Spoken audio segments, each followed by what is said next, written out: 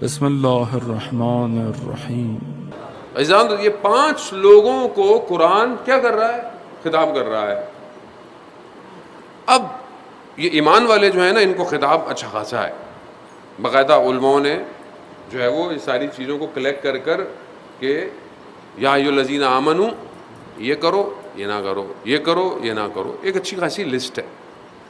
لیکن ایمان والا کب کرے گا؟ ایمان کیسے آئے گا؟ ایمان جب آپ یقین کریں گے خدا کے اوپر، ایمان تبھی اترے گا اندر۔ صرف کلمہ پڑھ دیں اور عبادت نہ کریں، عمل نہ کریں تو خود ایمان نہیں ہے۔ ایمان عمل کے ساتھ ہے، اس میں کوئی شک نہیں کہ عقیدہ عمل کو ڈرائیو کرتا ہے۔ عقیدے کا اچھا ہونا ضروری ہے، اچھا عقیدہ نہ ہو تو عمل ڈرائیو نہیں ہو سکتا۔ یعنی ہدف ہی غلط ہو تو آپ زمین کھودتے جائیں پانی نہیں نکلنے والا۔ بولے محنت کی تھی، سجدے کیے تھے، سب کچھ کیا تھا، آپ کو کچھ فائدہ نہیں ہے، عقیدہ صحیح نہیں تھا۔ لیکن خدا نہ خواستہ اگر عمل بالکل صفر ہو جائے اور الٹا انسان گناہ کرنے لگے تو خدا اس کا عقیدہ بھی چھین لیتا ہے۔ اس کا بھی خیال رکھنا چاہیے۔ لوگ ائمہ کے مقابلے میں کیسے آ گئے؟ کیسے آ گئے؟ شمر مولا کائنات کی رکاب میں لڑنے والا ہے۔ جب لڑ رہا تھا تو ایمان تو رکھتا ہوگا نا، مطلب مانتا تو ہوگا، لیکن اندر مشکل گڑبڑ ہے۔ تاریخ اس لیے جانے محترم عبرت کے لیے۔ ابن ملجم لعین یعنی وہ کہ جس پوری ایک وفد کو بھیجا گیا، ہزاروں میں سے 100 میں سے پھر 60 ہوئے، پتہ نہیں کتنے کرتے کو 10 یا 7 لوگ کہ جو امام کے پاس جائیں گے، مولا متقیان کی حکومت جائیں گے، اور ان میں سے بھی جو سپوکس مین ہوگا، جو بات کرے گا، وہ یہ ہوگا۔ سوچیں کتنا سکوٹننگ کے بعد اس کا مقام کیا ہوگا اس ٹائم۔ امام سے گفتگو کر رہا ہے، امام نے نام پوچھا، باپ کا نام پوچھا، امام نے کہا انا للہ و انا الیہ راجعون۔ امام مشکل ہے۔ تبھی جب اس نے لگائی تھی نا امام کو، امام نے سے پوچھا تھا مگر میں تمہارا اچھا امام نہیں تھا۔ جانے محترم مشکل کہاں ہے؟ اسی لیے خیال رکھیں فجر قضا کیوں ہو رہی ہے، کیوں میری زبان پہ غلط باتیں آتی ہیں، کیوں میری زبان کنٹرول نہیں ہے، کیوں مجھے خدا کے لیے گریہ نہیں آتا، کیوں میں ابھی تک محرم میں داخل نہیں ہو پایا۔ میں داخل نہیں ہو پایا، میں اپنی آپ کو نہیں کہہ رہا ہوں، میں خود داخل نہیں ہو پایا محرم میں ابھی تک۔ اس کا مطلب ہے کہ کہاں یہاں یقین کی پرابلم۔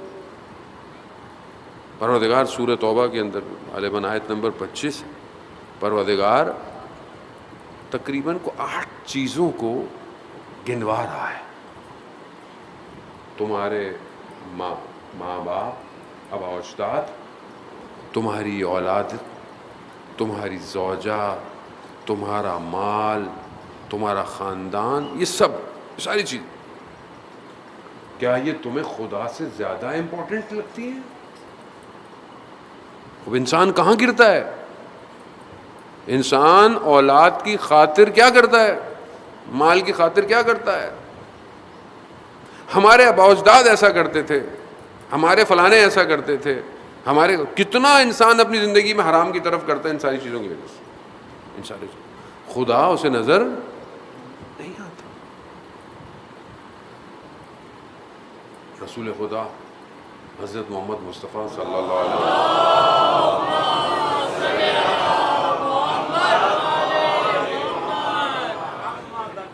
رسول خدا گزر رہے، دیکھا کہ ایک شخص اپنے غلام کو مار رہا ہے، اور اس کا غلام کہہ رہا ہے کہ مجھے خدا کی خاطر نہیں مارو، خدا کی خاطر نہیں مارو، خدا کی خاطر نہیں مارو، نہیں رک رہا۔ جیسی رسول خدا گزرے کہا کہ میری خاطر چھوڑ دو۔ جیسی رسول نے کہا میری خاطر چھوڑ تو رک گیا۔ کہا وہ خدا کا تمہیں واسطہ دے رہا تھا، تم نے نہیں چھوڑا، تم نے میرے نام پہ کیسے چھوڑ دیا؟ اس نے پھر معافی مانگی کہ میرے سے غلطی ہو گئی اور غلام کو آزاد کر دیا۔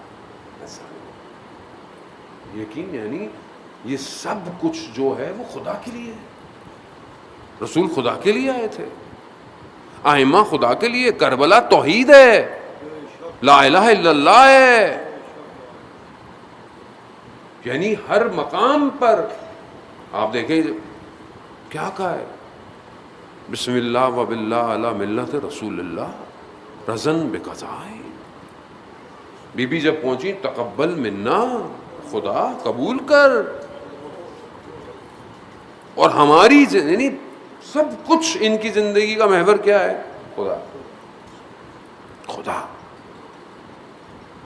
کیا ہماری زندگی کا محور خدا ہے یا نہیں ہے؟ جب خدا نہیں ہے تو پھر سب گڑبڑ، پھر ہر چیز گڑبڑ، ہر چیز۔ آپ دیکھیں نا کہ انسان کیا کر رہا ہے، مال دولت کرسی اسٹیٹس شہرت، اسی کے دھوکے میں ہے، پھنسا ہوا ہے، اسے پتہ ہی نہیں ہے کہ خدا اس کو کیا چاہتا ہے، کیوں اتنی عظیم ہستیاں۔ ہم نے کیا کیا ہے عزیزان محترم؟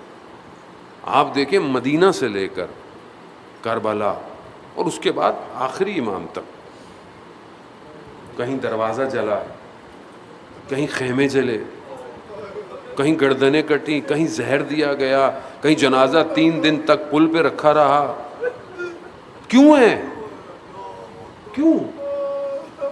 لا الہ الا اللہ باقی رہے، لا الہ 25 سال مولا کائنات، لا الہ الا اللہ باقی۔